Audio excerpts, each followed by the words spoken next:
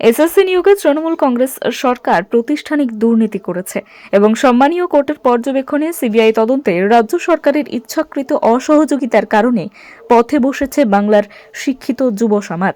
অভিযোগ তুলেছে বিজেপি।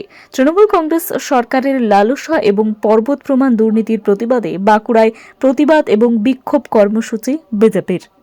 দেখুন, তৃণমূল জগৎ সব থেকে দুর্নীতি হয়ে থাকে, সেটা হচ্ছে নিয়োগ দুর্নীতি এবং এটা একটা প্রাতিষ্ঠানিক দুর্নীতি এবং যার উপরে আছে মমতা ব্যানার্জি।